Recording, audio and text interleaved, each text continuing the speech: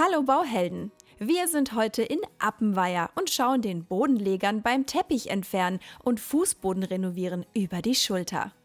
Künftig soll hier ein moderner Designboden für eine wohnlichere Atmosphäre sorgen. Die Arbeiten werden von Mitarbeitenden der Firma Raumgestaltung Hildebrand aus Rennchen ausgeführt. Ich bin der Stefan, ich bin Raumausstattermeister und das 17. Jahr bei der Firma Hildebrand. Mein Name ist Martin Karch, ich bin Raumausstatter im Ruhestand und helfe bei Hildebrand aus bei Auslastungsspitzen.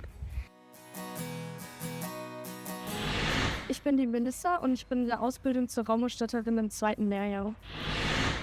Der rund 30 Jahre alte Korkboden ist vergilbt und soll erneuert werden.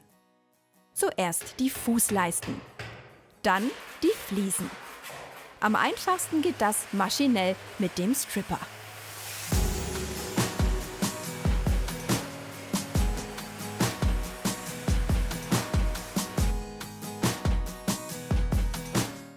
Auch die alten Teppichböden kommen raus. Erst die Fußleisten, dann der Teppich. Stefan schneidet mit dem Teppichmesser schmale Streifen. Dann lässt er sich einfacher herausreißen. Mit der Reißklaue geht's noch besser. Jetzt kommt der Tellerschleifer zum Einsatz. Mit der Hartmetallscheibe werden die Kork- und Klebereste entfernt. Die Profis schleifen besonders gründlich, sonst gibt's später Probleme beim Spachteln. Auch dem alten Teppichkleber geht's an den Kragen. Am Schluss saugt Melissa den Boden gründlich ab. Er muss glatt, sauber und staubfrei sein. Jetzt trägt Martin die Grundierung auf. Sie dient als Haftbrücke. In nur 45 Minuten ist sie durchgetrocknet.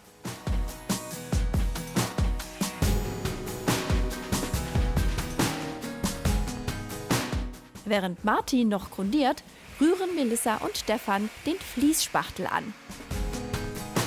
Wichtig ist dabei, ein leistungsstarkes Rührgerät und den richtigen Rührer zu verwenden, da sich sonst Klumpen bilden können. Hier sieht man, woher der Fließspachtel seinen Namen hat. Das Spachteln schafft eine absolut ebene Fläche für den neuen Belag.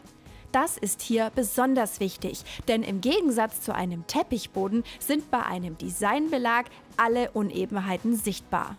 Mit der Entlüftungswalze beseitigt Melissa kleine Luftblasen und sorgt so für eine noch glattere Oberfläche. Die Verarbeitungszeit des Fließspachtels beträgt bei Raumtemperatur maximal eine halbe Stunde. Deshalb sollte immer nur so viel Spachtelmasse angerührt werden, wie in dieser Zeit verarbeitet werden kann. Die Handwerker mischen deshalb immer nur einen Sack an.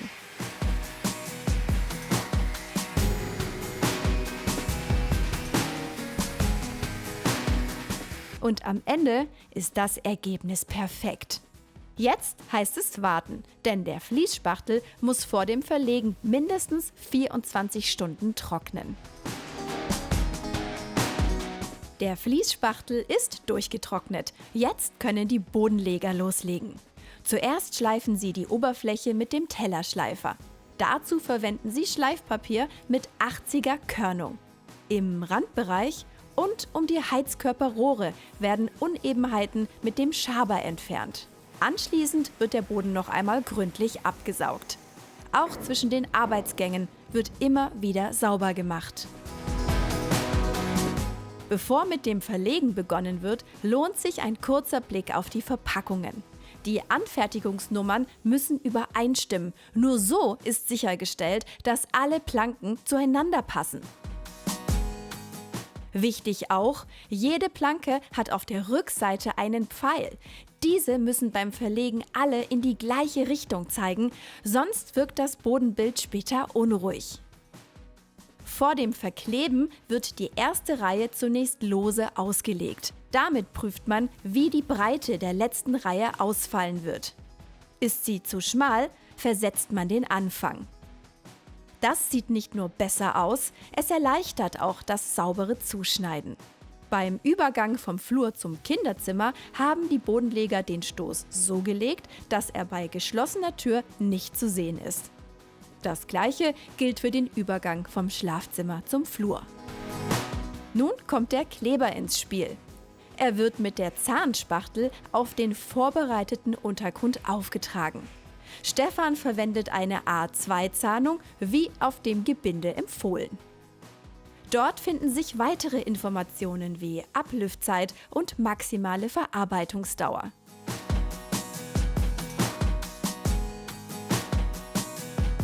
Die Fläche sollte nur so groß sein, wie man sie innerhalb der angegebenen Verarbeitungszeit auch belegen kann. Hier sind das 20 Minuten. Die Planken werden dann passgenau in das Kleberbett eingelegt und vorsichtig angedrückt.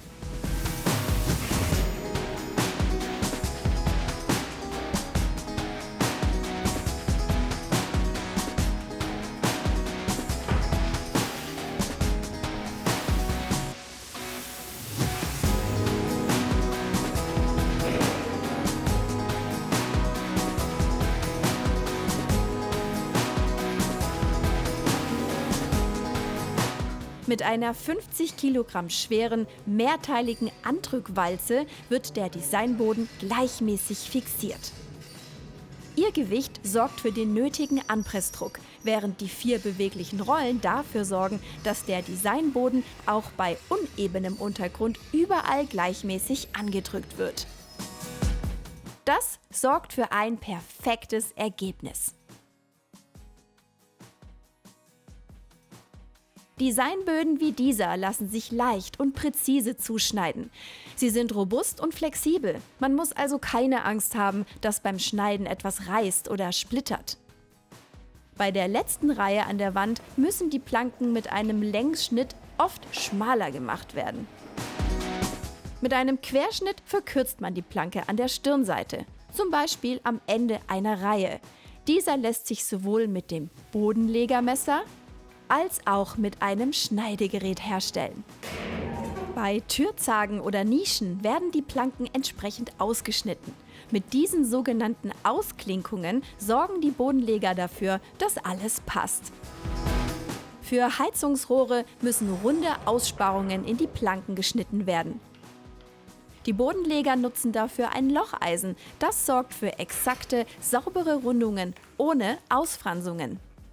Abschließend wird nochmal alles kontrolliert und der Raum für die nächsten 24 Stunden nicht betreten. So kann der Kleber ungestört abbinden und der neue Designboden bleibt dauerhaft stabil.